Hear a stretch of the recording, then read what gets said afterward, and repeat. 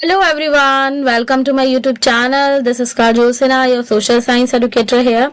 तो बच्चों, as you are giving your board exams, I can completely understand you must be facing lots of issues and you must be worried about the subject कि इतना सारा throughout the year जो आपने पढ़ा है, study की है, how you can consolidate उसको questions के through कैसे consolidate करें, कौन से important questions पढ़े, अभी last 3 to 4 days are left, तो इसके अंदर हमने लास्ट मोमेंट में कौन से क्वेश्चंस करके जाने हैं जो सबसे ज्यादा जिसकी प्रोबेबिलिटी हो. तो here you don't need to worry, I have included all the questions for you and इसी तरीके से history, economics, geography, political I have made the question series for you.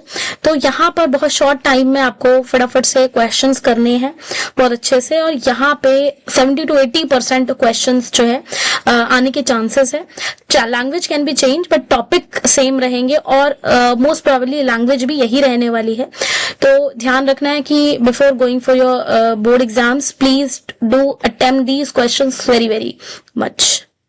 ठीक है, तो क्लास 10th हिस्ट्री के most expected questions की ओर बढ़ते हैं.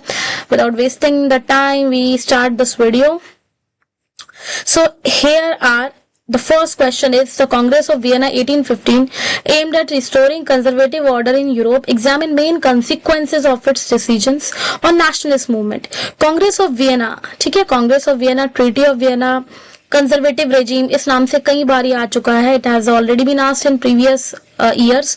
तो 1815 के बाद क्या हुआ था वो आपको उसके कंसिक्वेंसेस आपको यहाँ पे एलैबोरेट करने हैं. So first of all whenever you do this kind of answers so please don't avoid the introductory part. Introduction लिखना है स्टार्टिंग में whenever you are writing the answer.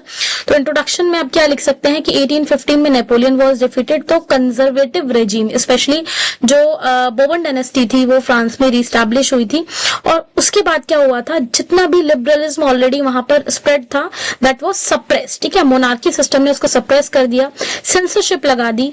ठीक है, और what you can right here also, इसमें आप ये लिख सकते हो कि जो सेकंड और थर्ड पॉइंट में फ्रांस के ऊपर कंट्रोल बढ़ा दिया गया. जो फ्रांस की जो टेरिटरीज थी वो कंप्लीटली उसको उसके ऊपर कंट्रोल किया गया, और नॉर्थ में, ठीक है, नीदरलैंड, इटली के साउथ में पियरमेंट में क्या एस्टैब्लिश किया, जेनेवा. तो इस तरीके से फ्रांस को मोस्टली क्या किया गया, कंट्रोल करने की कोशिश की गई, सो दैट कि इन फ्यूचर फ्रांस आगे एक्सपेंड ना कर सके, उसके रेवोल्यूशनरी चीजें जो है वो एक्सपेंड ना हो. तो ये सारी बातें आपको लिख के आनी है किसमें, इस फर्स्ट क्वेश्चन के आंसर में. ठीक है, इन शॉर्ट में सारे कीवर्ड्स आपको बताती चलूंगी क्वेश्चंस के. In second question, culture played a significant role in creating the idea of the nation in Europe.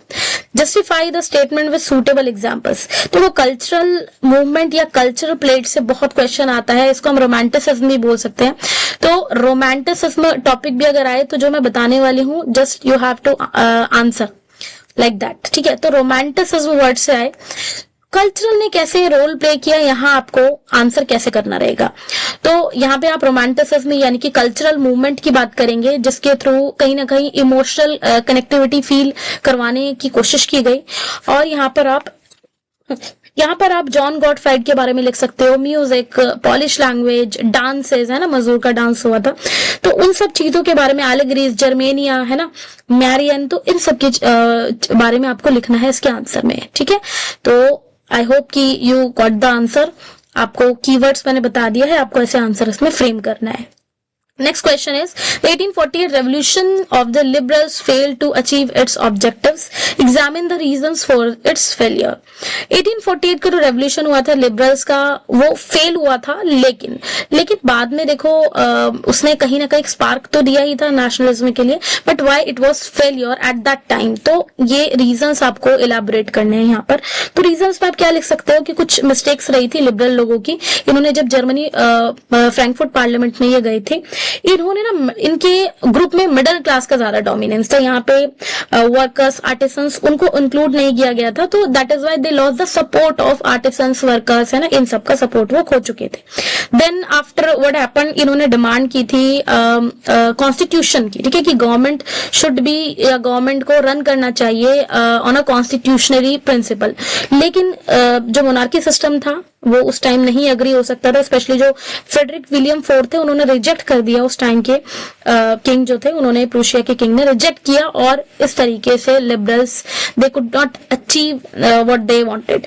तो एट द टाइम तो नहीं हुआ था, ठीक है, मोनार्कीज ने अपनी मिलिट्री पावर के थ्रू उनको ओवरथ्रू किया, बट बाद में खुद ही जर्मनी, इटली और ब्रिटेन ने अपने आप को क्या करवाया, उनकी मोनार्की सिस्टम ने यूनिफाई करवाया, ठीक है। तो ये सारे एग्जाम्स आप रीजंस लिख सकते हैं किसमें, फेलियर में। Then the fourth question is the unification of Germany was not achieved by liberal nationalism but by conservative forces. Explain. तो unification of Germany जो थी वो liberal लोगों ने nationalize नहीं किया था, जर्मनी को unified नहीं किया था, ठीक है, बट उसको खुद कंजर्वेटिव फोर्सेस यानी कि मोनार्क्स ने यूनिफाई किया था। तो इसको आप एक्सप्लेन करेंगे, तो इसमें वो सारा कुछ आएगा जो आप स्कूल में पढ़ते हो, है ना। तो इसमें आप ऑटो वन बिस्मार्क के बारे में लिखेंगे जो चीफ मिनिस्टर थे, ठीक है। इसमें आप उनकी पॉलिसी, ब्लड एंड आयरन की पॉलिसी लिखेंगे। 7 ईयर्स तक वॉर लड़ा था उन्होंने डेनमार्क, ऑस्ट्रिया, फ्रांस के साथ। एंड देन आफ्टर पूरा ये वॉर लड़ने के बाद ही handed over all the territories जो उसने जीती थी, उसने वो हैंडेड ओवर की किसको, जर्मन एम्परर जो उस टाइम के थे, विलियम फर्स्ट। और फाइनली एट 1871 में at the palace of Versailles में ये पूरा सेरेमनी हुई थी एंड जर्मनी वाज यूनिफाइड, ठीक है। तो ये आप इस तरीके से इसका एग्जाम्पल में आंसर्स लिखेंगे। Then the next is the rise of nationalism Europe was closely linked with the concept of liberalism. Europe में जो नेशनलिज्म हुआ था वो किस तरीके से कंसेप्ट, लिबरलिज्म के कंसेप्ट से अलाइन करता था, यानी किस तरीके से लिबरलिज्म जैसी आइडियोलॉजी या लिबरल पीपल ने इस आइडियोलॉजी के थ्रू नेशनलिज्म को एक पुशअप दिया था। तो आप इसमें what you can answer, like इसमें जितना भी आपने एनसीईआरटी में पढ़ा हुआ है, लिबरल्स की क्या डिमांड थी, तो there were separate demands, there were different kind of demands of liberal in different terms. जैसे कि अगर हम सोशली कहें तो they wanted freedom and they wanted कि each and every person should be equal before law, and they also wanted, अगर politically बात करें तो उनकी जो सेकंड डिमांड थी पॉलिटिकली वो ये थी कि government should be on a consent base, है ना, कंसेंट पे होनी चाहिए, कॉन्स्टिट्यूशनल गवर्नमेंट होनी चाहिए, ऑटोक्रेसी का एंड हो जाए। इकोनॉमिकली व्हाट दे वांटेड कि freedom of market should be there, abolition of state restrictions and taxes, ये सब हो जाए, ठीक है। तो ये सारी चीजें दे वांटेड, और फाइनली जब ये सारी चीजें हो रही थी तो लिबरलिज्म ने कहीं ना कहीं इन सब की डिमांड करके किस चीज को जन्म दिया, नेशनलिज्म को यूरोप में। Is that clear? तो इस तरीके से you can write your answer in this way only. Then question 6 की बात करें तो it is a competency based question. यहाँ पर आप क्या लिख सकते हैं, a factory owner in Prussia supported the creation of a custom union because it allowed free movement of goods across German states. Name this custom union. How did it help in strengthening national unity? देखो, एक Prussia का factory owner है और वो support कर रहा है custom union को। क्यों? क्योंकि देखो फैक्ट्री ओनर है ना, एक बिजनेस पर्सन है, तो उसने इसलिए सपोर्ट किया because this union allowed free movements of goods across German states, तो उसको काफी फायदा हो रहा है। तो इसमें फर्स्ट क्वेश्चन इज आस्क्ड कि इस कस्टम यूनियन का नाम क्या था, तो ऑब्वियस सी बात है याद आ गया होगा आपको, ज़ोल्वरिन, ठीक है। And the second point you can, second answer आप क्या लिख सकते हो कि इसने किस तरीके से स्ट्रेंथन किया नेशनल यूनिटी को। सो ऑब्वियस सी बात है, नेशनल यूनिटी कहीं ना कहीं लिबरलिज्म से अलाइन करती थी, बैकग्राउंड उसका लिबरलिज्म था, और लिबरलिज्म की डिमांड को कौन पूरा कर रहे थे, ज़ोल्वरिन यानी कि कस्टम यूनियन। तो ये इस तरीके से नेशनल यूनिटी कहीं ना कहीं स्ट्रेंथन हो। Is that clear? ठीक है। If you have any doubt you can ask in the comment section. Then we talk about the next one. The next question is question number 7. देखो, question number 7. Nationalism in Europe emerged through a series of revolutions between 1830 and 1848. देखो 1830 से 1848 ये वाला question most of the time repeated question है board exam का। तो इसमें आपको कॉजेस लिखने हैं, इवेंट्स, आउटकम्स। क्लियर? देखो टॉपिक्स यही रहने वाले हैं, लैंग्वेज थोड़ी बहुत ट्विस्टी हो सकती है but topic will remain same. तो 1830 से 1848 जो रेवोल्यूशनरी पीरियड था, ये इसको आपको कॉजेस लिखने की, ये रेवोल्यूशनरी पीरियड अचानक आया कहां से। तो उसका फर्स्ट कॉज तो यही हो सकता है कि 1815 में जो कंजर्वेटिव रेजिम री इस्टेब्लिश हुई थी, ठीक है, एक वो आप रीजन लिख सकते हो इसमें। और जिस तरीके से सप्रेस किया गया था कांग्रेस ऑफ वियना के बाद लिबरलिस्ट मूवमेंट को, नेशनलिस्ट मूवमेंट को, तो कहीं ना कहीं लोगों के मन में स्पार्क था कि किस तरीके से हम नेशनलिज्म की फीलिंग को एक पुश दे और हम अपनी जो मोनार्की है उसका एंड करें। काफी ज्यादा परेशान हो गए थे लोग, तो एक रेवोल्यूशनरी पीरियड 1830 से ही स्टार्ट हो चुका था, that continued till 1840। Is that clear? ठीक है, तो यहाँ पर आप ये सारे रीजंस लिख सकते हैं। इकोनॉमिक हार्डशिप्स भी थी, फूड शॉर्टेज थी, अनएम्प्लॉयमेंट था, प्राइसेस बढ़ रहे थे, ठीक है, तो ये सारी चीजें। एंड देन इवेंट्स कौन कौन से हुए थे? इवेंट्स मतलब कि 1830 से इवेंट शुरू हो गया था, यानी कि रेवोल्यूशन। इवेंट का मतलब ना यहाँ पे देख के आप डर मत जाने, दिस इज कॉल्ड मतलब इसको एज ए रेवोल्यूशन ट्रीट किया गया है। तो रेवोल्यूशन, जुलाई रेवोल्यूशन हुआ था, आपने अच्छे से पढ़ा होगा, जुलाई रेवोल्यूशन 1830 में, जिसमें बोर्बन किंग को हटा दिया गया था, ठीक है, और कॉन्स्टिट्यूशनल मोनार्की सेट की गई थी। देन बेल्जियम जो था वो भी यूनाइटेड किंगडम से क्या हुआ था, यूनाइटेड किंगडम से मतलब इंडिपेंडेंस गेन कर ली थी। उसके बाद ग्रीस ने भी अपनी जो है थ्रू आउट सॉर्ट की थी अपने independence from Ottoman empire. Revolution of 1848 में जर्मनी, इटली, ये सब अपने आप को मतलब पार्लियामेंट, एक पार्लियामेंट्री सिस्टम पर चलाना चाह रहे थे। तो ये सारे हुए थे इवेंट्स 1830 से लेकर 1848 के बीच में। Is that clear? और आउटकम्स में व्हाट यू कैन राइट कि मोनार्की जो थे इनिशियली सप्रेस, रेवोल्यूशंस शुरू में हुआ था और धीरे धीरे नेशन स्टेट बनते चले गए। सर्फडम, बॉन्डेड लेबर, ये सब फिनिश हो गए। नेशनल यूनिफिकेशन मूवमेंट स्टार्ट हुआ इटली में, जर्मनी में, है ना, ब्रिटेन में। तो ये सारी चीजें, I hope every point is clear to you, and और कोई डाउट है तो you can ask. Question 8. Examine the process of Italian unification. How did the rules of Mazzini, Cavour and Garibaldi differ in achieving unification? ये Italy का unification है। अभी जैसे आपका जर्मनी का यूनिफिकेशन कई बार आता है, ऐसे ही इटली का यूनिफिकेशन सेम पूछा जाता है। तो यहाँ पर मजीनी का रोल बताना है। He was the most important revolutionary of Italy, ठीक है। कैवियर, गैरिबल्डी, ये तीनों को तीनों आपको शॉर्ट नोट्स में भी आ सकते हैं, एग्जाम में आ चुके हैं, वेरी शॉर्ट में आ सकता है, तो उसको अच्छे से करके जाना। मजीनी के बारे में आप उनकी सोसाइटीज के नेम लिखेंगे, यंग इटली वगैरह जो उन्होंने फाइंड आउट की थी। कैवियर वाज द सीएम, और सार्डिनिया पिएडमेंट के जो मेन सीएम थे Cavour, count Camillo de Cavour उनकी का पूरा नाम है। तो इन्होंने डिप्लोमेसी के थ्रू फ्रांस के साथ डिप्लोमेसी करके उन्होंने क्या किया था, ऑस्ट्रिया को डिफीट किया था, ठीक है, और मतलब एक टैक्टफुल टेक्निक इनकी थी।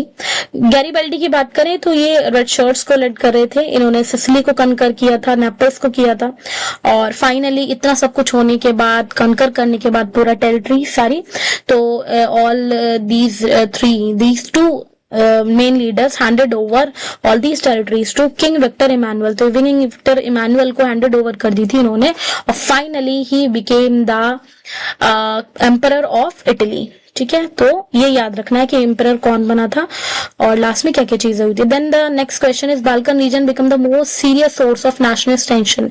ये काफी टाइम से थोड़ा आ नहीं रहा है, लेकिन इसको हम करके जाएंगे बिकॉज थोड़ा सा चांसेस है इसके आने की। क्लियर? बाल्कन रीजन, देखो बाल्कन रीजन ने एक serious source of nationalist tension क्यों बना था?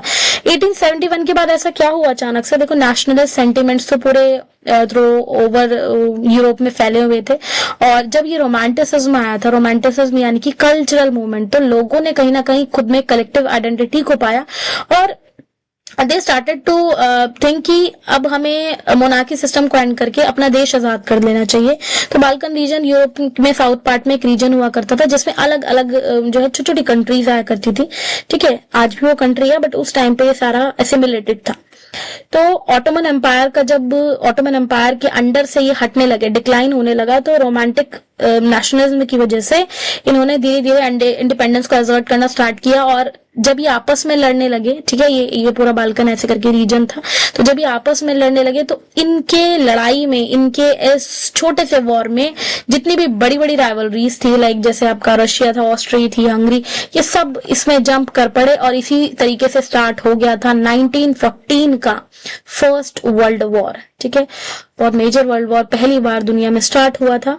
तो ये था हमारा बाल्कन रीजन का पूरा कॉज। कंसिक्वेंसेस में सीरीज ऑफ, धीरे धीरे वॉर लिख सकते हो कि सीरीज ऑफ वॉर शुरू हो गई, इंटेंस राइवलरी हो गई, और वॉर का भी आप टाइम पीरियड पूरा इसमें लिख सकते हो कंसिक्वेंसेस में, ठीक है। कंसिक्वेंसेस आ जाए, रिजल्ट्स आ जाए, whatever. Next question 10. The year 1848 is known as the year of revolutions. How does Suryo's vision connect with the revolutionary movements of 1848 in Europe. Explain with 5 analytical points. 1848 को जो ना year of revolution क्यों कहा जाता है, मतलब main देखो क्या पूछा गया है, जस्ट अंडरस्टैंड द कंसेप्ट। यहाँ पे सूर्योस विजन यानी कि जो फ्रेडरिक सूर्यो है, जो पेंटिंग आपने फर्स्ट पेज में देखी है एनसीईआरटी के, तो कैसे कनेक्ट करते हैं रेवोल्यूशनरी मूवमेंट को, यानी 1848 के मूवमेंट को अपनी पेंटिंग से कैसे कनेक्ट कर रहे हैं। तो यहाँ पे आपको 5 पॉइंट्स ऐसे बताने हैं, तो याद करो आपने क्या याद किया था इसमें। देखो इनकी जो पेंटिंग थी, उन्होंने कहीं ना कहीं अपना एक पूरा सोशल रिपब्लिक और डेमोक्रेटिक आइडिया यहाँ पे क्रिएट करने की कोशिश की। तो यहाँ पे आप लिख सकते हो कि लिबर्टी, इक्वालिटी, फ्रेटर्निटी को सिंबलाइज किया गया था, मोनार्की और ऑटोक्रेसी का एंड दिखाया गया, यूटोपियन विजन को सिंबलाइज करने की कोशिश की उन्होंने, और उन्होंने रिफ्लेक्ट किया एस्पिरेशंस को। 1848 के जितने भी लिबरल लोग थे उनकी एस्पिरेशन को, डिमांड को उसमें रिफ्लेक्ट किया था अपनी पेंटिंग में। ठीक है, तो ये सारी बातें आप लिख सकते हो किसमें, इस क्वेश्चन में। All right, next question is question 11. The French Revolution created the foundation for modern nationalism. देखो मॉडर्न नेशनलिज्म में कैसे फ्रेंच रेवोल्यूशन जब हुआ था, तो उसके बाद धीरे धीरे मॉडर्न नेशनलिज्म का बर्थ हुआ। देखो फ्रेंच रेवोल्यूशन के बाद ना बहुत सारी चीजें हुई थी। आइडिया ऑफ ला पैट्री आया, le citoyen, sovereignty transferred from monarchy to citizens. ठीक है, national symbols like tricolour flag adopt किया, uniform laws, administrative system introduce किया गया, फ्यूडल प्रिविलेजेस एंड हुए। तो ये सारी चीजें आपको लिखनी है किसमें। ठीक है, तो अब वीडियो को थोड़ा शॉर्ट करने की कोशिश करते हैं, ठीक है, बिकॉज थोड़ा सा लॉन्ग ना हो जाए, तो इसलिए मैं जल्दी जल्दी से आपको keywords I will keep telling you, तो you can note. Next question is Metternich called Mazzini the most dangerous enemy of our social order. ये क्वेश्चन बहुत बार आ चुका है। ठीक है,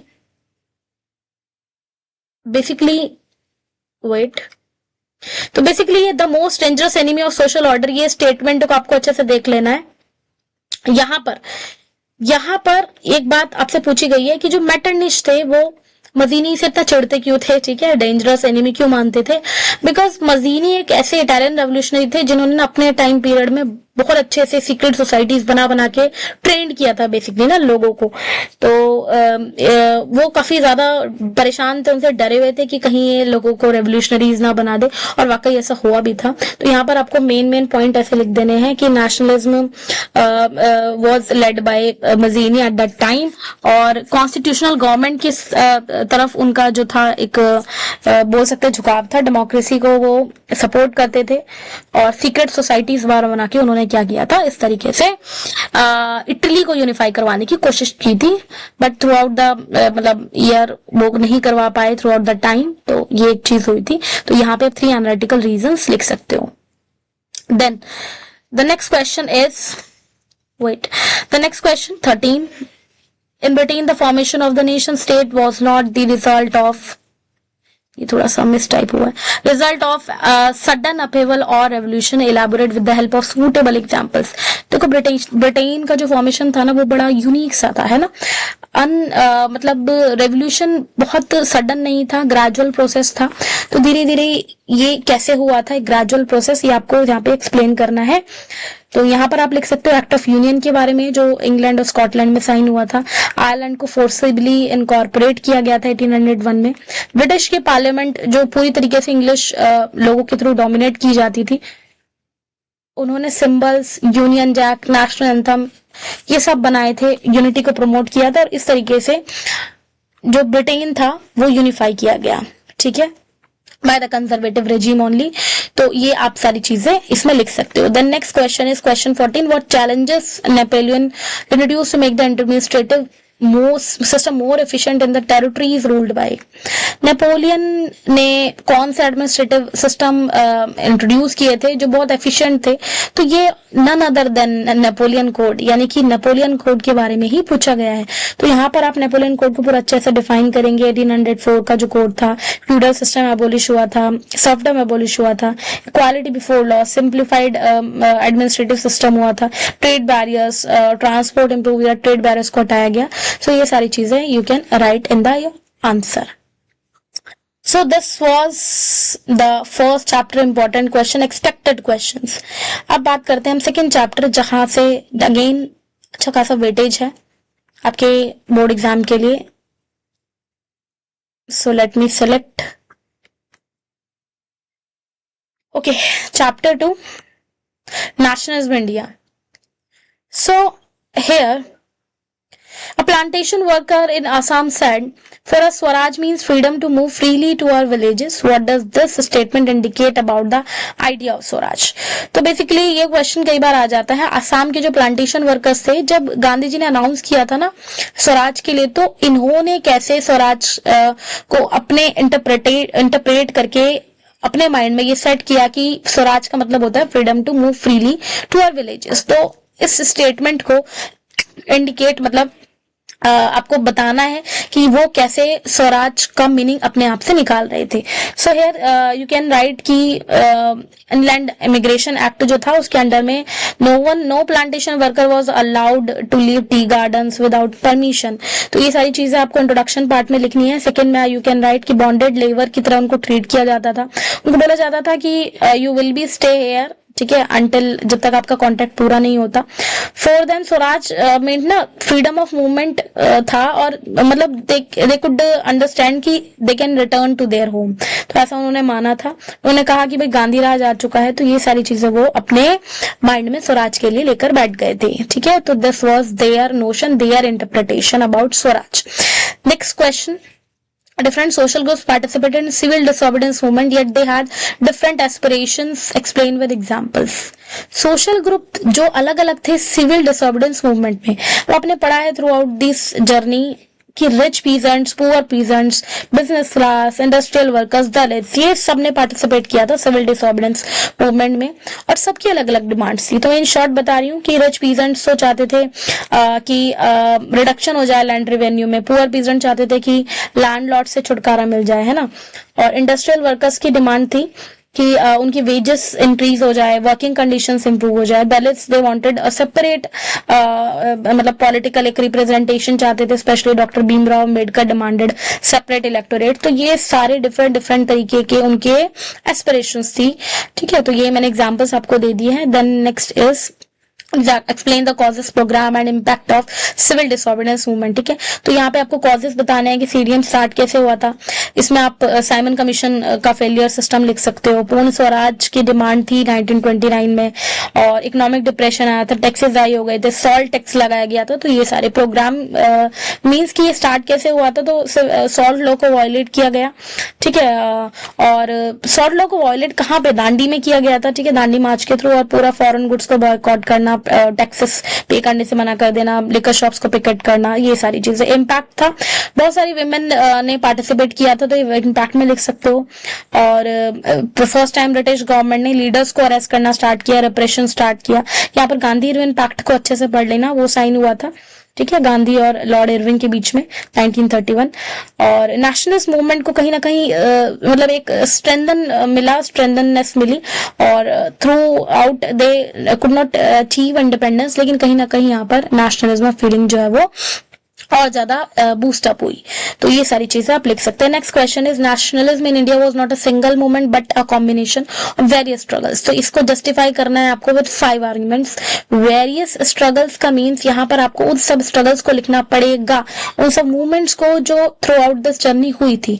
ठीक है, मतलब सीडीएम की बात करो, नेशनलिज्म सॉरी नॉन कॉपरेशन की बात करो, तो ये सारी, जैसे खिलाफत मूवमेंट आप लिख सकते हैं, peasants movement you can right, tribal movements, business groups, workers का स्ट्राइक जो हुआ था, तो ये सारे movements you can right. Tribal में गुदेम हिल्स, पीजेंट्स में about Baba Ramchandra you can right. तो ये इज क्लियर. क्वेश्चन 5 की बात करें तो describe how different social groups interpreted the idea of Swaraj during the non cooperation. अब देखो यहाँ पर अभी जो क्वेश्चन था इसमें हमने प्लांटेशन वर्कर की बात कर ली थी. ठीक है, तो यहाँ पे डिफरेंट सोशल ग्रुप्स की बात करनी है कि उन्होंने इंटरप्रेट कैसे किया स्वराज के आइडिया को अपने अपने अकॉर्डिंगली.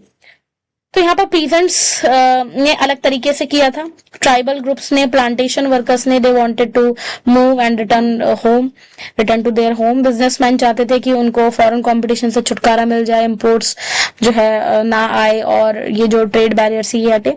तो ये सारी चीजें थी. मुस्लिम्स चाहते थे कि जो खलीफा सरदार थे ऑटोमन एम्पायर से, उसको जो क्या है प्रोटेक्शन मिल जाए।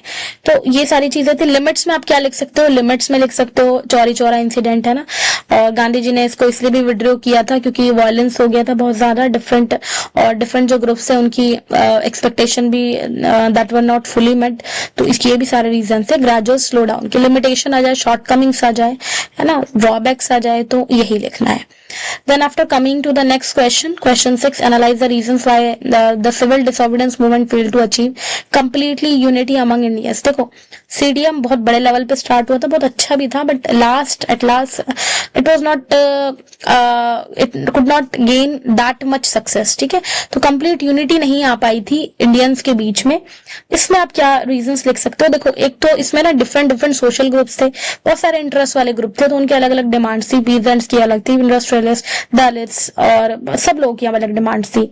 ठीक है, और बाद में क्या हुआ था कि दलित्स की जो डिमांड थी वो फुलफिल नहीं हो पाई, तो वो भी इतना ज्यादा इंटरेस्ट नहीं दिखा पाए। मुस्लिम पार्टिसिपेटेड जो है वो लिमिटेडली, यानी उनका लिमिटेशन था, वो ज्यादा नहीं कर पाए क्योंकि खिलाफत मूवमेंट जो है वो सक्सेस नहीं था, वो फेलियर था। उस वजह से गवर्नमेंट का रिप्रेशन बहुत ज्यादा था, लोग डरे हुए थे कहीं ना कहीं कि लीडर्स को अरेस्ट किया गया, और गवर्नमेंट के रिप्रेशन की वजह से मतलब lack of long term strategy भी हुई, बहुत ज्यादा इसमें स्ट्रैटेजी अच्छी नहीं थी। मूवमेंट वो suspended after Gandhi Irwin pact, तो गांधी इरविन पैक्ट को बाद बंदी किया गया था, तो इस तरीके से यूनिटी उतने उस लेवल पे नहीं ला पाया। ये सारे रीजंस आप लिख सकते हो।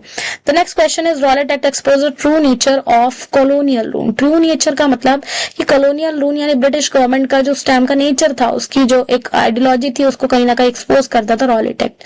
उसको एग्जामिन करना है और आपको बताना है कि लोगों का रिएक्शन क्या था। तो एग्जामिन में आप वही सारे पॉइंट लिखोगे जो आपने पढ़े थे। Detention of political prisoners without trial for 2 years, ठीक है, एनी काइंड ऑफ ट्रायल, और इम्प्रिजनमेंट करते थे विदाउट एनी एविडेंस, कर्टेल करते थे, सिविल लिबर्टीज को छीन लिया था रॉलेट एक्ट में। और ब्रिटिश के का जो एक ट्रू नेचर है वो दिखाने की कोशिश की गई स्ट्रिक्ट लॉज के थ्रू। तो ये एक रिप्रेसिव और एक अनडेमोक्रेटिक तरीका था। और इसमें आप क्या लिख सकते हो रिएक्शन में, महात्मा गांधी जी ने एक नेशन वाइड रॉलेट सत्याग्रह लॉन्च किया था। हड़ताल, स्ट्राइक, रैलीज ये सब हुई, शॉप क्लोज हो गए, वर्कर स्ट्राइक पे चले गए, ब्रूटल रिप्रेशन हुआ था। ठीक है, लेकिन बाद में जो ब्रूटल रिप्रेशन हुआ उसके बाद जलियांवाला बाग मैसेकर हुआ, और उसके बाद पब्लिक एंकर इंक्रीज हुआ, नेशनलिज्म और ज्यादा इंटेंसिफाई हुआ। Set clear?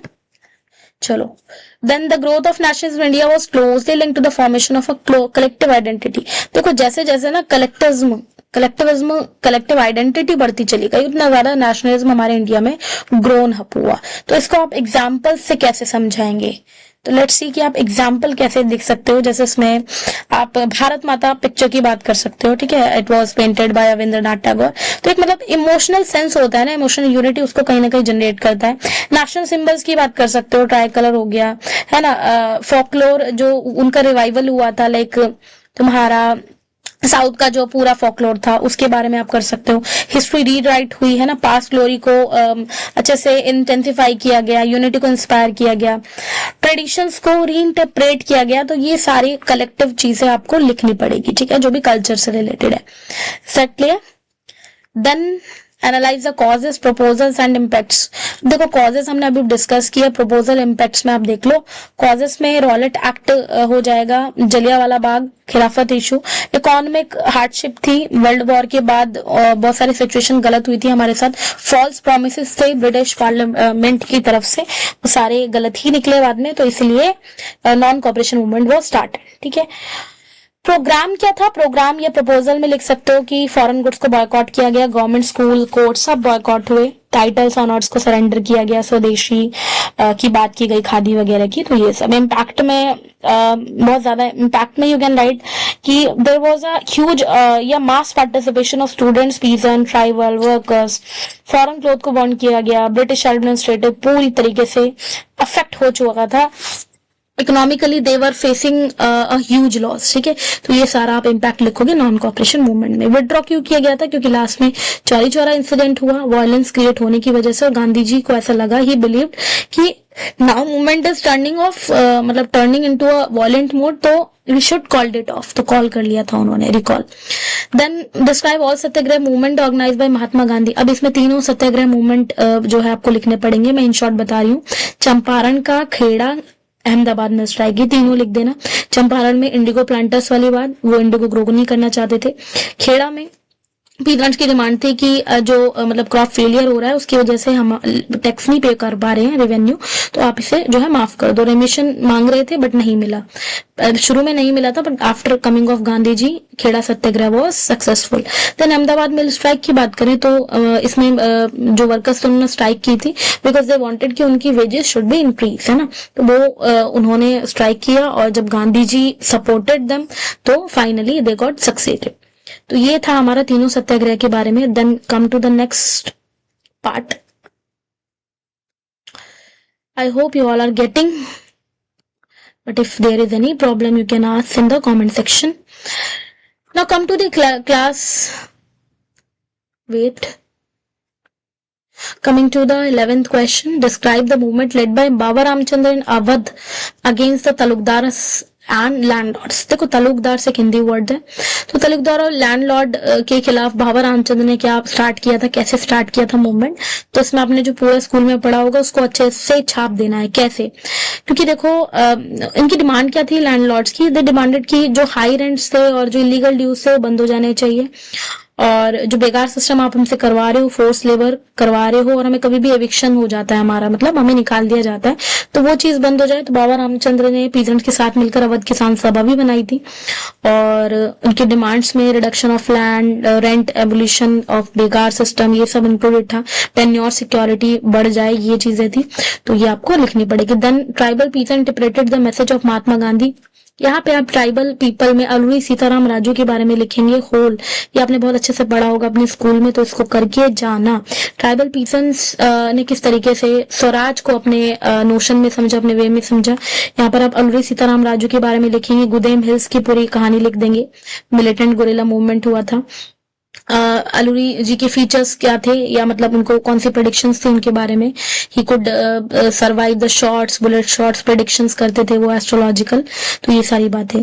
Finally he was shot और वही ब्रिटिश ऑफिसर ने उनको शूट कर दिया था, तो वहां से आप वहां तक सारी मतलब शुरू से एंड तक सारी कहानी आप लिखेंगे। Then next we talk about next question 30। Explain the role of Ambedkar in uplifting Dalits और द डिप्रेस्ड क्लास। ठीक है, ये वाला क्वेश्चन शॉर्ट में आ चुका है कई बार, तो इसको वेरी शॉर्ट और शॉर्ट के लिए प्रिपेयर कर सकते हो। अम्बेडकर जी का क्या रोल था बेसिकली दलित्स को अपलिफ्ट करने में या डिप्रेस्ड क्लास को अपलिफ्ट करने में। तो yes, he demanded separate electorates for Dalit, और वो इंश्योर करना चाहते थे कि पॉलिटिकली दलित्स जो है वो रिप्रेजेंट करे खुद को। उन्होंने मूवमेंट चलाए कास्ट डिस्क्रिमिनेशन के खिलाफ काफी सारे, है ना, और टेम्पल एंट्री के लिए वो लड़े थे जब टेम्पल एंट्री नहीं होने दी जाती थी या पब्लिक रिसोर्सेस में एंटर नहीं करने दिया जाता था, तो ही fought for all these rights. Social inequality, untouchability, इन सब के खिलाफ थे और काफी ज्यादा मतलब उनका रोल था दलित्स को या डिप्रेस क्लास को अपलिफ्ट करने में।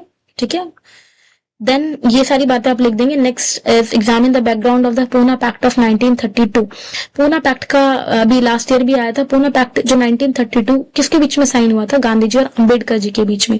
तो यहाँ पर आपको बैकग्राउंड बताना है कि इसमें बेसिकली हुआ क्या था, या बैकग्राउंड या ये पैक्ट साइन क्यों हुआ था। तो डॉक्टर अंबेडकर ना ही वांटेड कि उन्हें एक सेपरेट इलेक्टोरेट चाहिए था, अभी हमने डिस्कस किया ये बात।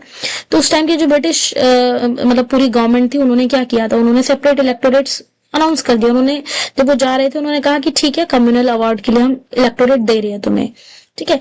लेकिन डॉक्टर भीमराव अंबेडकर भी खुश हो गए थे उस टाइम की, ठीक है, सेपरेट इलेक्टोरेट। लेकिन गांधी जी ने अपोज किया, उन्होंने ऐसा अपने पॉइंट को रखा कि it will disintegrate the unity, है ना, डिसइंटीग्रेट हो जाएगा, जो हिंदू सोसाइटी है वो कहीं ना कहीं टूट जाएगी। तो उन्होंने कहा कि I will go on a fast unto death, मैं फास्ट अनटू डेथ पे जाऊंगा यरवदा जेल में, मतलब मैं अनशन रखूंगा। तो ये उन्होंने कहा और फाइनली मान गए अंबेडकर जी, और इन दोनों के बीच में एक पैक्ट साइन हुआ जिसका नाम था, that was named as Poona pact of 1932। Yerwada jail में it was signed. Is that clear? ठीक है। आई होप ये कर लेंगे आप। Next, now these question can be asked in 1 marker 2 marker, ठीक है। तो इसमें आपको अच्छे से करके जाना है। Impact of first world war, ये आपका उसमें आ सकता है, किसमें, कॉम्पिटेंसी वाले क्वेश्चंस में।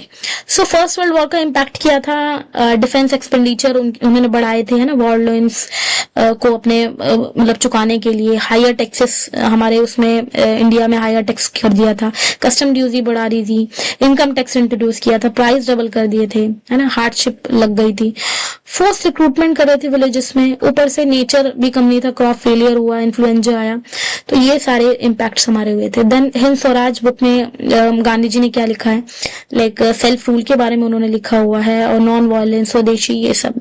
Next, Calcutta session of 1920, non cooperation की शुरुआत यहीं से हुई थी, प्रोग्राम अडॉप्ट किया गया था, और बॉयकॉट करने की बात हुई थी, खिलाफत इशू को लिंक किया गया, और तो इस तरीके से मतलब पूरे प्लानिंग की गई थी एनसीएम के लिए। Then formation of swaraj party, formation of swaraj party में आप लिख सकते हो CR दास, मोतीलाल नेहरू, इनके थ्रू ये फॉर्मेशन हुआ था। लेजिस्लेटिव काउंसिल में एंटर करना चाह रहे थे एरिना में, और कॉलोनियल गवर्नमेंट को इस तरीके से अपोज करके करना चाह रहे थे, ठीक है। तो ये सारी स्ट्रैटेजी बनाई थी स्वराज पार्टी में। Then Lahore session, Lahore session में तो डिमांड हुई थी कि पूर्ण स्वराज, कंप्लीट इंडिपेंडेंस, मतलब इसको अडॉप्ट कर लिया गया था, इस रेजोल्यूशन को, जवाहरलाल नेहरू की प्रेसिडेंसी में हुआ था ये, ठीक है। और उन्होंने उस दिन डिक्लेयर किया था कि भाई 26 जनवरी 1930 विल बी कंसिडर्ड आज इंडिपेंडेंस डे, जो कि नहीं सक्सीड नहीं हो पाए, लेकिन इसीलिए ही आज हम 26 जनवरी को क्या सेलिब्रेट करते हैं, अपना रिपब्लिक डे। उसके बाद CDM को लॉन्च करने की बात हुई थी, ये सारी बातें आप लिख सकते हो। जलियांवाला बाग इंसिडेंट में वो सारी चीजें आप लिखेंगे जो हमने अभी डिस्कस की है। साइमन कमीशन, है ना, साइमन कमीशन में no Indian member was there, और ये आया इसलिए था कि कॉन्स्टिट्यूशनल रिफॉर्म को रिव्यू किया जा सके। साइमन गो बैक का एक स्लोगन दिया गया था, और नेशन वाइड बहुत बड़ा ये मूवमेंट था एक तरीके से, ठीक है, प्रोटेस्ट था बेसिकली। लाहौर सेशन में पूर्ण स्वराज की मांग रखी गई थी, ट्राई कलर का फ्लैग होइस्ट किया गया, सिविल डिसओबीडियंस के लिए कॉल किया गया, डोमिनियन स्टेटस को रिजेक्ट किया गया। ये सॉल्ट मार्च के बारे में आप लिख सकते हैं आराम से, साबरमती आश्रम से स्टार्ट हुआ, दांडी पे एंड हुआ, और वही सारी बातें 240 माइल्स वाली। 6 अप्रैल को 1930 को ये ब्रोक हुआ, और पूरा CDM स्टार्ट हुआ वहां से। देन सॉल्ट लॉ में भी यही लिखना है, ठीक है। Bharat Mata painting symbols by Rabindranath Tagore portrait, देखो भारत माता पेंटिंग सिंबल्स के बारे में आप लिख सकते हैं। सिंबल्स में बहुत सारी चीजें हैं, मतलब भारत माता को एज अ फीमेल फिगर एक मदरली वे में पोर्ट्रे किया गया है। उनके हाथ में एक बुक है, नॉलेज को जो है सिंबलाइज करती है, शेफ है पैडी की प्रॉस्पेरिटी के लिए, ठीक है। चावल है ना, व्हाइट क्लोथ जो उनका है वो प्योरिटी को सिंबलाइज करता है, माला स्पिरिचुअलिटी को सिंबलाइज करती है, तो ये सारी बातें आप लिखें। Then effects of world wide economic depression की बात करें तो हमारे इंडिया में इसका काफी ज्यादा इम्पैक्ट हुआ था, एग्रीकल्चर प्राइस जो थे वो गिर गए थे, पीजेंट्स दे कुड नॉट पे रेवेन्यू, है ना, और एक्सपोर्ट्स पे डिक्लाइन हुआ, इंडेप्टनेस बढ़ गई, और इसी वजह से कहीं ना कहीं CDM को मौका मिला, ठीक है, स्टार्ट होने के लिए। पूर्ण स्वराज रेजोल्यूशन 1929 में, मतलब ये इसलिए था ताकि हम कंप्लीट इंडिपेंडेंस गेन कर पाए। तो 26 जनवरी लाहौर सेशन में इसको जो है मतलब 26 जनवरी को ऑब्जर्व करना था एज इंडिपेंडेंस डे, इसलिए लाहौर सेशन में ये किया गया। देन खिलाफत मूवमेंट, लास्ट क्वेश्चन, खिलाफत मूवमेंट में आप लिखेंगे अली ब्रदर्स ने स्टार्ट किया था, ऑटोमन खलीफा को प्रोटेक्ट करना था ना, और नॉन कॉपरेशन मूवमेंट से कहीं ना कहीं से लिंक किया गया, और फिर हिंदू मुस्लिम यूनिटी को प्रमोट किया गया। तो ये एक तरीका है द आंसर राइटिंग, ठीक है। Then come to the next chapter. I hope you all are getting कि आंसर्स हमें कैसे फॉर्म करनी है, clear. Now coming to the next chapter, this is of print culture. Print culture से बहुत confusion रहती है ना कि कैसे करें, तो ये वाले questions बहुत अच्छे से करके जाना, that's it. The imperial state in China was a major producer of printed material. देखो imperial state in China ये जो पूरा चाइना था, यहाँ पर प्रिंट कल्चर की डिमांड इतनी बड़ी क्यों थी, या प्रिंट मटेरियल की डिमांड इतनी ज्यादा क्यों थी, तो ये आपको एक्सप्लेन करना है। ऑब्वियस सी बात है, इनको सिविल सर्विस एग्जामिनेशंस कंडक्ट करवाने थे, because they wanted bureaucratic system, बहुत परफेक्ट सिस्टम आज भी उनके यहाँ अच्छा है, तो वो चाहते थे, और इसके लिए they wanted to conduct the exam, और उसके लिए उनकी क्या चाहिए थी, बुक्स। तो बुक्स को पब्लिश किया जाता था, यहाँ पर प्रिंट किया जाता था, और भी बहुत सारी चीजें थी, डॉक्यूमेंट्स, कैलेंडर्स, ब्यूरोक्रेटिक जितना भी मटेरियल्स होता है वो सब। ठीक है, तो लार्ज स्केल पे प्रिंटिंग बढ़ने लगी थी, और ये सारी चीजें आप लिख सकते हो किसमें, एग्जाम्पल्स में। Then the shift from the hand printing to mechanical printing led to the print revolution, explain. Shift कैसे हुआ, एक ग्रेजुअल शिफ्ट हुआ था, बहुत एकदम से रैंडम शिफ्ट नहीं था, हैंड प्रिंटिंग से मैकेनिकल प्रिंटिंग में। तो भाई हैंड प्रिंटिंग के टाइम में क्या होता था, मतलब कॉपी किया जाता था, बहुत टाइम टेकिंग था, वुड ब्लॉक सिस्टम था, स्लो था। मैकेनिकल प्रिंटिंग में क्या हुआ, मूवेबल टाइप से सेटिंग हुई, तो स्पीड बढ़ गई, एफिशिएंसी बढ़ गई, कॉपीज मतलब बुक्स की कॉपी का नंबर बढ़ गया, ठीक है, कॉस्ट कम होने लगी। तो यहाँ पर मतलब ज्यादा लेवल पे, ज्यादा लोगों तक चीजें पहुंचने लगी, तो ये एक शिफ्ट था। देन मेंशन द ड्रॉबैक्स, आपने कई बार की होगी स्कूल में अपने ये वाला क्वेश्चन। हैंड रिटन मैन्युस्क्रिप्ट की क्या ड्रॉबैक्स आप लिख सकते हो कि कॉपिंग स्लो होता है, टाइम कंज्यूमिंग होता है ना, एक्सपेंसिव होते हैं मैन्युस्क्रिप्ट, अनअफोर्डेबल होते हैं कॉमन लोगों के लिए, एरर्स होती है कॉपी करते टाइम, और हो सकती है एरर्स हैंड रिटन में, और लिमिटेड नंबर ही कॉपी कर सकते हैं, फ्रेजाइल होता है, डिस्ट्रॉय हो सकता है, तो ये सारी चीजें। देन प्रिंट कल्चर यूरोप में कैसे आया, इसकी पूरी हिस्ट्री ट्रेस करनी है आपको। प्रिंट कल्चर चाइना से सिल्क रूट के थ्रू पूरे यूरोप में फैल चुका था। चाइनीज पेपर, इंक, है ना, टेक्नोलॉजी, मार्को पोलो ने चाइना से इटली में लेके गए, जॉन गुटनबर्ग ने प्रिंटिंग प्रेस बनाई, तो इस तरीके से आप लिख सकते हो इसका answer. Then mention the role of John Gutenberg अच्छे से करके जाना, movable metal type printing press उन्होंने बनाया था। ऑलिव एंड वाइन प्रेसेस की जो टेक्नोलॉजी थी वो अडॉप्ट की थी, है ना, डिजाइन किए थे मेटल माउल्ड्स कास्टिंग लेटर्स के लिए।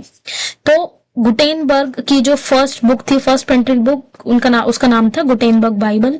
उसके बारे में भी क्वेश्चन आते हैं कई बार, तो उसको हम आगे एक्सप्लेन करते हैं। तो धीरे धीरे ये चीजें हुई थी, और आपको गुटेनबर्ग में इस तरीके से answer you can write down. Oral print culture and print culture ये एक दूसरे को कॉम्प्लीमेंट करते थे, एक दूसरे के सपोर्टर थे। ओरल के बिना प्रिंट उस टाइम पॉसिबल नहीं था, और प्रिंट के बिना ओरल। तो यहाँ पर आप कैसे जस्टिफाई करेंगे इस स्टेटमेंट को, आप लिख सकते हैं कि प्रिंटेड बुक्स जो थी वो मतलब ऐसा नहीं था कि प्रिंट एकदम आते ही सब कुछ सबने पढ़ना शुरू कर दिया, नहीं, उस टाइम पे लिटरेसी काफी थी, लिटरेसी उतनी नहीं थी। तो पब्लिक गैदरिंग्स जो होते थे ना, पब्लिक स्पेयर, वहां पे वो चीजें ना अलाउड पढ़ी जाती थी, रीड की जाती थी, मतलब लोग बोलते थे जो पढ़े लिखे थे कुछ, और जो नहीं पढ़ सकते थे वो सुनते थे। उस टाइम पे बालार्ड्स है, फोक टेल्स है, ये सब सुनी जाती थी। तो इलिटरेट पीपल भी धीरे धीरे they could access ideas through listening.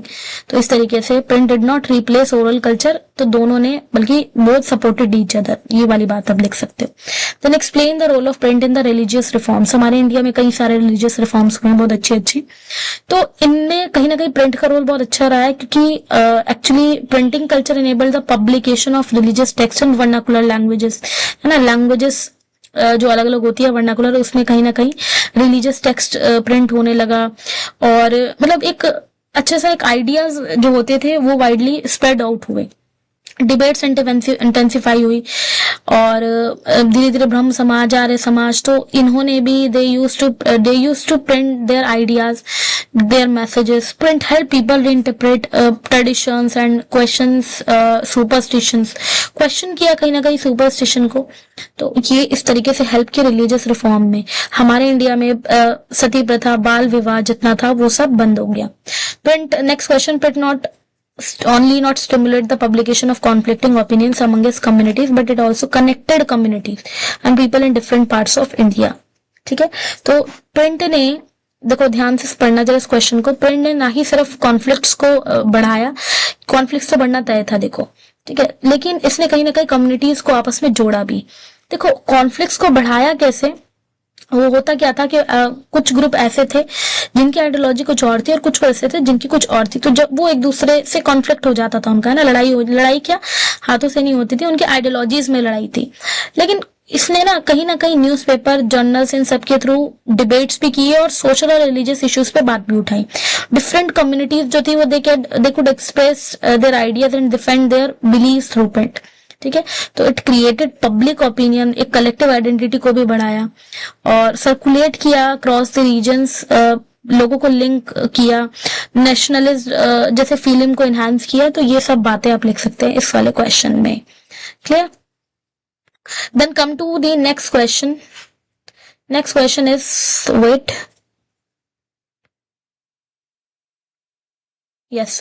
Not explain the factors which were responsible for creating a virtual reading mania and Euro. कौन से फैक्टर्स थे जिसकी वजह से रीडिंग कंपटीशन बढ़ चुका था यूरोप के अंदर? लोग इतना ज्यादा कम्पीट करने लगे थे एक दूसरे को कंपटीशन के थ्रू। तो उसमें आपको फैक्टर्स लिखने रहेंगे। यहाँ पर आप लिख सकते हैं जब जॉन गुटेनबर्ग की मशीन आई थी प्रिंटिंग प्रेस, तो उससे भी काफी ज्यादा लोगों को बूस्टअप मिला है ना। प्रोडक्शन ऑफ बुक्स ज्यादा बढ़ गया और बुक्स प्राइसेस कम होने लगी, लिटरेसी ग्रोथ होने लगा, स्कूल्स खोलने लगे। तो ये सारी चीजें है ना, new ideas, reformation, enlightenment, thinkers बढ़ने लगे। तो इस वजह से वहां पर क्या हुआ, ग्रोथ हुआ। देन प्रिंट टेक्नोलॉजी का इंडिया में ग्रोथ क्या था, इसमें आप सिंपली लिखेंगे गोवा में पहली बार प्रिंटिंग प्रेस आई थी, तो पोर्चुगीज मिशनरीज ने फर्स्ट बुक प्रिंट करवाई और उसके बाद तमिल बुक्स, बंगालीज बुक्स, बहुत सारी बुक्स प्रिंट हुई, न्यूज़पेपर, जर्नल्स, हिक्की का, बंगाल गेजेट, ये सारे वर्नाकुलर प्रेसेस ने अलग अलग वर्नाकुलर लैंग्वेजेस में प्रिंट करना स्टार्ट कर दिया। उन्होंने कहीं ना कहीं रिफॉर्मेशन और नेशनलिस्ट आइडियाज को भी प्रिंट करना स्टार्ट किया, तभी जाके बाद में ब्रिटिशर्स ने वर्नाकुलर प्रेस एक्ट इम्पोज किया था उनके ऊपर। ठीक है, देन तो ये आपको मतलब थॉरोली समझाते हुए चल रही हूँ जिससे कि आप आंसर फ्रेम करने में आपको कोई प्रॉब्लम ना हो। Then next one is printing press played a major role in shaping the Indian society of 19th century. तो यहाँ पर भी आप क्या लिख सकते हो कि जो बुक्स, मैगजीन्स होती थी या जितने भी सोशल रिफॉर्म्स हुए थे उनके आइडियाज स्प्रेड होने लगे, जिसकी वजह से जो गलत सिस्टम थे, विडो मैरिज को मतलब नहीं थी जो उसको करवाया गया, सती सिस्टम को अबोलिश किया गया है ना, चाइल्ड मैरिज को स्टॉप किया गया, न्यूज़पेपर, जर्नल, पब्लिक डिबेट्स होती थी। तो ये सब कहीं ना कहीं किसकी वजह से बढ़िया हो पाया था, प्रिंटिंग प्रेस की वजह से हमारे इंडियन सोसाइटी में। तो एक शेप दिया था, ठीक है, हमारी इंडियन सोसाइटी को एक शेप दिया था किसने, प्रिंटिंग प्रेस ने। Then next question, explain how had the print culture change the way of life of women. ये क्वेश्चन कई बार आ चुका है एग्जाम में, इसको अच्छे से करके जाना। वुमेन के लाइफ में कैसे चेंज आया? ऑब्वियस सी बात है, जब अवेलेबिलिटी बहुत ज्यादा हो गई, मैगजीन्स आने लगी वुमेन के लिए अलग अलग उनके टॉपिक्स पर, है ना, they became readers as well as writers. Focus उनकी एजुकेशन पे फोकस होने लगा, राइट्स ऑफ वुमेन की बात होने लगी। जर्नल्स जो आते थे उस टाइम पे उसमें उनके साथ जो गलत होता था, डोमेस्टिक वायलेंस होता था, तो बहुत सारी चीजें डिस्कस हुई और वुमेन ने कहीं ना कहीं पढ़ने के बाद क्वेश्चन करना स्टार्ट कर दिया सोशल नॉर्म्स को और they demanded feminism, they demanded equality. तो ये इस तरीके से प्रिंट कल्चर ने हेल्प आउट किया वुमेन्स के एम्पावरमेंट में। ठीक है, so in this way you can write your answer. And then coming to the next question, why did some people in the 18th century Europe think that the print culture would bring enlightenment and despotism? अब इसमें आप क्या लिख सकते हो? देखो, print culture जब आया था तो इसने बुक्स को चीपर, एक्सेसिबल बना दिया था। मतलब लोगों को ये मानना था कि it can spread the knowledge to wider sections of society. जो फिजिकली हम नहीं कर सकते वो हम इसके थ्रू कर सकते हैं, अपने आइडियाज को स्प्रेड। तो कहीं ना कहीं एनलाइटमेंट थिंकर्स जो होते थे उनके आइडियाज को स्प्रेड करना शुरू किया। लॉजिकली साइंस की बातें होने लगी, प्रैक्टिकली चीजें होने लगी, सुपरस्टिशियस चीजों पे क्वेश्चन होने लगा, ऑर्थोडॉक्सी पे क्वेश्चन होने लगा। थिंकर्स ऐसा मानते थे कि print could educate people and make them aware of their rights. तो it created public opinion against despotism और it also supported democratic ideas. ठीक है, तो ऐसे आप लिख सकते हो। And the last question is, in what ways the vernacular press act of 1878 was a repressive step by the government. देखो, वर्नाकुलर प्रेस एक्ट की स्टडी भी काफी ज्यादा आ जाती है, तो उसमें भी आप कर सकते हैं। देखो, वर्नाकुलर प्रेस एक्ट जो था ये एक रिप्रेसिव, इसको क्यों बोला है? बिकॉज वर्नाकुलर प्रेस एक्ट ना मतलब it was aim to suppress nationalist idea. जो भी अलग अलग लोकल लैंग्वेजेस में, वर्नाकुलर लैंग्वेजेस में न्यूज़पेपर में छपता था, तो उसको कहीं ना कहीं सप्रेस होने की बात की गई, क्योंकि वहां पे नेशनलिज्म को प्रमोट किया जा रहा था। तो गवर्नमेंट ने कहा कि भाई हम कॉन्फिस्केट करेंगे तुम्हारा प्रिंटिंग प्रेस अगर if we find any kind of thing seditious type. ठीक है, न्यूज़पेपर को बोला गया कि you are not allowed to publish any thing या एनीथिंग अगेंस्ट अस। लेकिन एक एक्सेप्शन था, इंग्लिश न्यूज़पेपर पे ऐसा कुछ नहीं था। It did not apply to English newspaper. Discriminatory चीजें शो कर रहा था, और कह सकते हैं हम कि freedom of expression, freedom of press, ये सब हमसे छीन लिया गया। दैट इज वाई इस क्वेश्चन में क्या कहा गया है कि it was a repressive step by the government. ठीक है, तो आप इसको जस्टिफाई करेंगे इस तरीके से। So I hope this chapter is also clear to all of you. Now coming to the next and last chapter. देखो, हिस्ट्री में वैसे तो देखो ज्यादा है नहीं, 3.5 चैप्टर्स देयर। तो हम लास्ट चैप्टर में आते हैं। Last chapter is the making of global world. इसमें से कुछ 5-6 क्वेश्चंस ही आपको करने हैं अच्छे से। हाँ, ये थोड़े से छोटे टॉपिक्स है, ये रह गए हैं, इसको हम थोड़ा सा कर लेते हैं। देखो, printing of books before 15th century. इसमें आप सिंपली क्या लिख सकते हो, अगर ये आएंगे तो शॉर्ट टॉपिक्स में आ सकते हैं। ठीक है, तो इसमें आप लिख सकते हो पहले कैसी प्रिंटिंग होती थी, तो वुड ब्लॉक प्रिंटिंग थी, वुड पे कार्विंग होती थी, बुद्धिस्ट टेक्स्ट ऐसे ही प्रिंट हुए थे, ये सारी बातें। प्रिंटेड बाइबल के फीचर्स आ सकते हैं, क्योंकि पहले भी आ चुके हैं। तो इसमें गुटेनबर्ग बाइबल के नाम से इट वाज नोन, और मूवेबल मेटल टाइप की चीजें यूज हुई थी। 180 कॉपीज इसकी बनी थी। हैंड रिटन मैन्युस्क्रिप्ट से काफी ज्यादा रिजेंबल करता था ये, और कहीं ना कहीं से शुरुआत हुई थी प्रिंटिंग रेवोल्यूशन की। देन मार्को पोलो की बात करें तो Marco Polo was the person जो वुड ब्लॉक प्रिंटिंग की नॉलेज को चाइना से इटली लेके गए थे। ठीक है, याद आया, उन्होंने मतलब अवेयरनेस फैलाई थी प्रिंटिंग टेक्निक की, जो चाइना की जो थी वो यूरोप में उन्होंने पूरा फैला दिया था। तो इस तरीके से उनके बारे में आप लिख सकते हैं। एनलाइटमेंट थिंकर्स के जो आइडियाज थे वो पॉपुलराइज हुए थे, लाइक जैसे वोल्टेयर थे, जीन जैक रोशू थे, उनके आइडियाज को मतलब काफी ज्यादा स्प्रेड किया गया, पब्लिक डिबेट डिस्कशन शुरू हुई। तो ये सारी चीजें। देन वुड ब्लॉक के बारे में आप लिख सकते हो कि कार्व्ड किया जाता था वुड पे, and then ink was applied on the carved surface.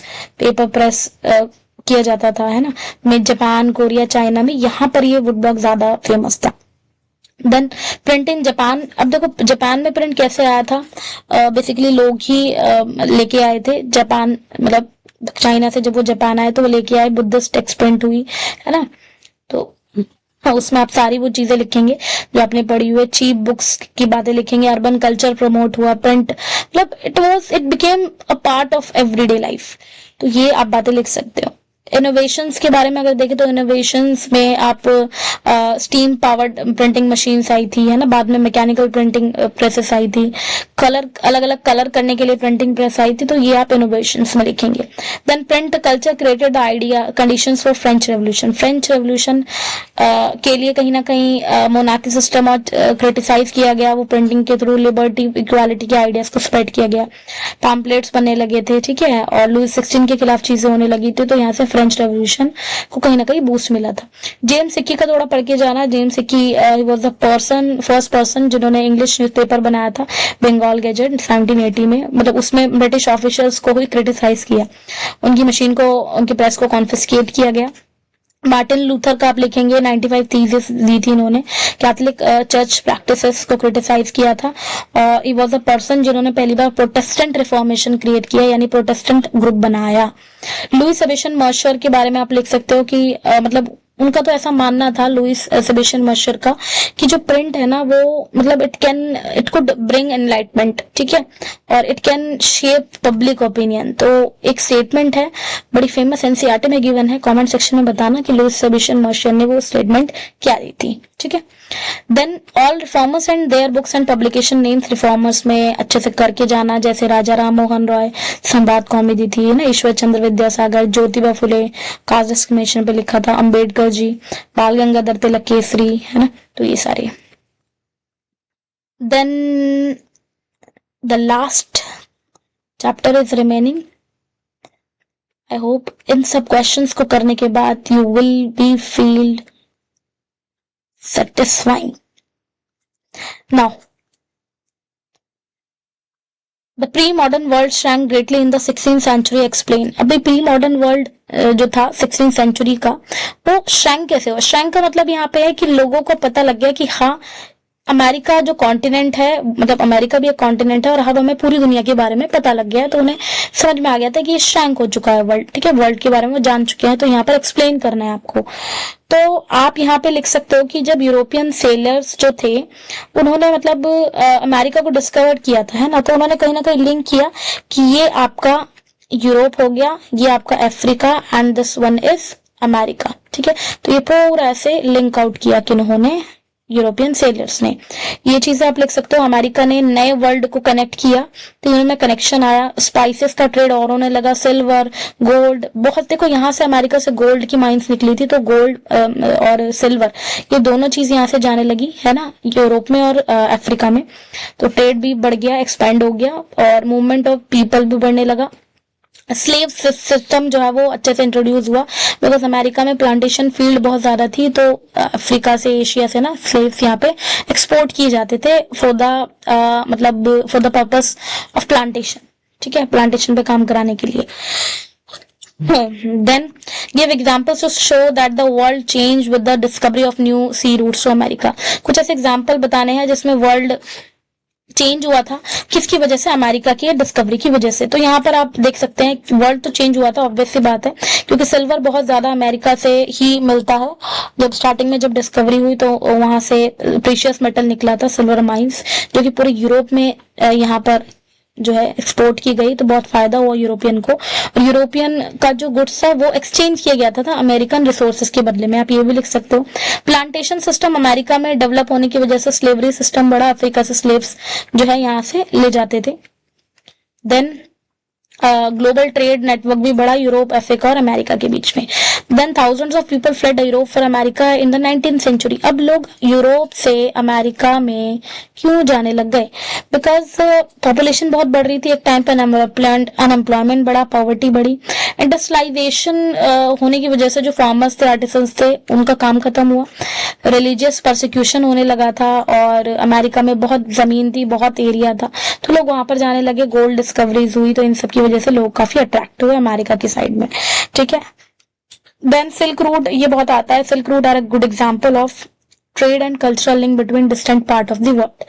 तो सिल्क रूट के थ्रू कैसे मतलब एक्सचेंजेस होते थे, यहाँ पर आप वो सारी चीजें लिखोगे, आप ये पढ़ चुके हो, सिल्क, स्पाइसेस, है ना, बुद्धिज्म यहाँ से गया, अमेरिका से पोटैटो में, है ना, टोमेटो, अमेरिका से सिल्वर, और अफ्रीका से स्लेव वगैरह, तो ये सारी चीजें आप लिखोगे। Then give some examples of different type of global exchanges which took place before the 17th century.